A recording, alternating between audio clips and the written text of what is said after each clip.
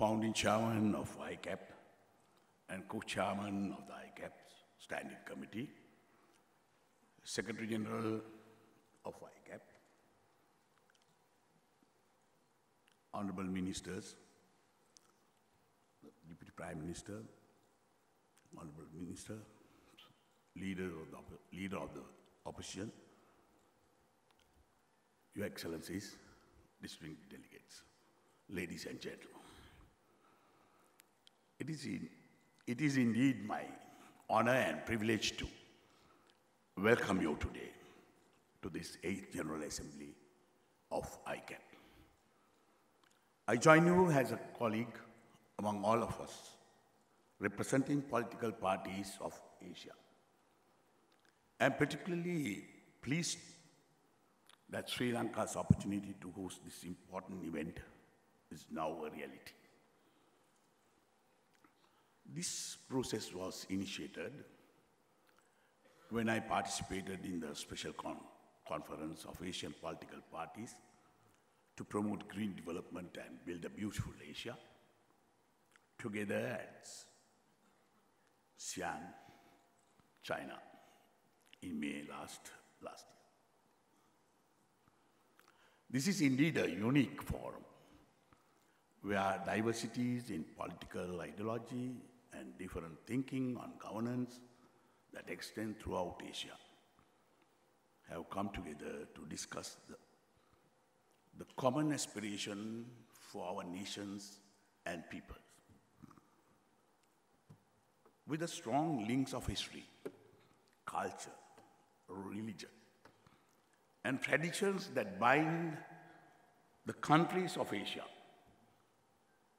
the new dimensions of politics and economies in Asia is at a new resurgence. The Asian region today has some of the world's developed and rapidly developing economies. We are in fact moving to the age of Asia that is the focus of international attention and the envy of powers that are being left behind. In view of all this, it is of special relevance that the theme of the General Assembly is building an Asian community. This theme takes note of the eastward shift in the global economy and the rising political influence of Asia, with the promise of making this the Asian century. Excellencies, ladies and gentlemen, in the midst of all the success that lies with us and all the promise that we have for the future, there are also important issues we have to face. We must note that our population is rapidly growing and is expected to be around 9.6 billion by 2015, I think. Together with the stories of success, we also have nations that are poor. We have vulnerable economies. And there are difficulties in facing the harsh nature of market economies. While the Asian region has vast natural resources and abundance of youth and talent, we also see poverty, malnutrition, and the lack of basic needs for our people. These are challenges we have to face together. Despite the differences we have among us, in building an Asian community, we need to focus on revising and reinvesting in old friendships and building new networks of solidarity. We must share our resources, promote intra-trade trade within Asia, and build regional cooperation, overcome the disparities that must be relegated to the pure past. When ICAPP began 14 years ago in Manila, not many thought it would be possible for the competing parties of government, opposition, and independence from this vast continent, extending from West and Central Asia to the Pacific, to come together for a common purpose, the cause of Asia. Your presence here today shows that we have overcome such doubts.